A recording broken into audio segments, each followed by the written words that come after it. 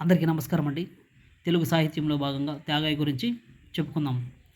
కాలం 1762, 1847 ఈ కాలానికి చెందినటువంటి వ్యక్తి. జననీ జనకులు సీతమ్మ రామబ్రహ్మం.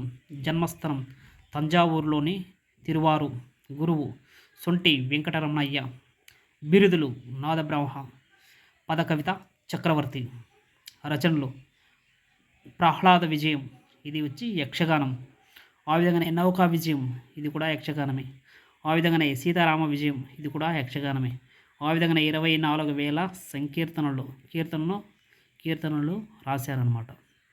ఆ విధంగానే ఇతని గురించి ఇతర విశేషాంశాలు త్యాగయ్య కాకర్ల త్యాగరాజుగా అనే పేరు గలదు. మహారాష్ట్ర రాజుకు 2వ శరభోజికి ఇతను సమకాలికుడు. త్యాగయ్య కేవలం కృతులనే కాక మరికొన్ని రాగాలకు, ముఖ్యంగా హరికాంబోజి, కరహరప్రియ రాగాలకు జీవం పోశాడు. కర్ణాటక సంగీత త్రయం అనగా శ్యామశాస్త్రులు, త్యాగరాజు, ముత్తుస్వామి దీక్షితులు. ఆ విధంగానే త్యాగరాజు యొక్క త్యాగయ్య కీర్తనలు ఎందరో మహానుభావులు, కొందరికే వందనములు. నిధి చాలా సుఖమా, రాముని సన్నిధి చాలా సుఖమా, శాంతము లేక సౌఖ్యము లేదు, ఎంత నేర్చినా ఎంత చూసినా, మెను చూసి మోసపోకువే మనసా, 1,96,00,000 రామనామము జపించి రామ సాక్షాత్కారం పొందిన మహానుభావుడు త్యాగయ్య గారు. మరొకసారి రిపీట్ చేసుకుందాం. త్యాగయ్య వచ్చి 1767, 1847 ఈ కాలానికి చెందినటువంటి వ్యక్తి. జననీ జనకులు సీతమ్మ రామబ్రహ్మం. జన్మస్థలం తంజావూరులోని తిరువారు అనే ప్రాంతంలో జన్మించారు.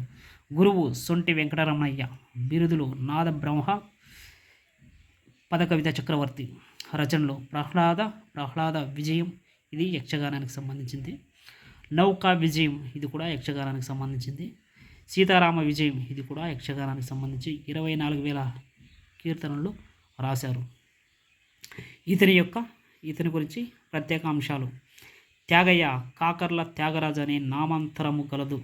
మహారాష్ట్ర రాజుకు 2వ శరభోజికి ఇతను సమకాలికుడు. త్యాగయ్య కేవలము కృతులనే కాక మరికొన్ని రాగాలకు, ముఖ్యంగా హరికాంబోజి, కరహరప్రియ రాగాలకు జీవం పోశాడు. కర్ణాటక సంగీత త్రయం అనగా అంటే శ్యామశాస్త్రులు, త్యాగరాజు, ముత్తుస్వామి దీక్షితులు. ఆ విధంగానే ఇతని యొక్క కీర్తనలు చూద్దాం. త్యాగయ్య ఎందరో మహానుభావులు, కొందరికే వందనం. నిధి చాలా సుఖమా, రాముని సన్నిధి చాలా సుఖమా, శాంతము లేక సౌఖ్యము లేదు, ఎంత నేర్చినా ఎంత చూచినా, మెను చూసి మోసపోకువే మనసా, 1,96,00,000 రామనామము జపించి రామ సాక్షాత్కార్యము పొందినటువంటి మహనీయుడు త్యాగయ్య గారు. నేను చెప్పినటువంటి పాఠ్యాంశం నచ్చితే లైక్ చేయండి, షేర్ చేయండి, సబ్స్క్రైబ్ చేసుకోండి.